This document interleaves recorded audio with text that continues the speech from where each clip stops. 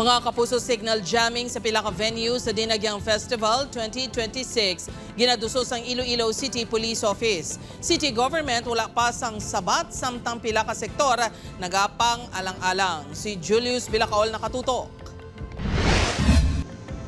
Pananglitan paboran sang Iloilo City LGU ang hingyo sang Iloilo City Police Office. Lauman nga madulaan sang signal sang telco ang pila ka lugar sa syudad kadungan sa selebrasyon sang Dinagyang Festival 2026. Nobyembre sang ginpadala sang ICPO ang request sa talatapan sang alkalde, pinaagi sa Iloilo Festivals Foundation Incorporated.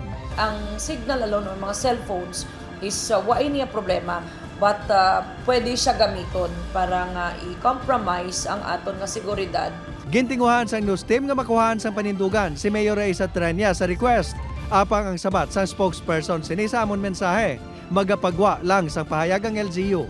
Si Councilor Cedfrey Cabaluna, nagpamalibad man nga maghatag sang pahayag tungod wala pa niya nabaton ang sulat para matalakay sa Committee on Police, Public Safety, Order and Security nga ginapamunuan.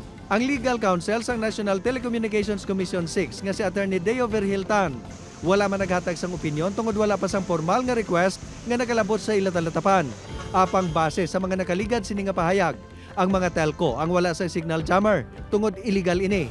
Kag kung itugyan sa NTC, ang mahimo sini amo nga ipa-shutdown ng mga cell site nga naga-cover sa lugar. Kung ini ang magluntad, mabudlay sa tion sang emerhensya. Mabudlay gid for emergency response, not only for the event but sa kabilugan.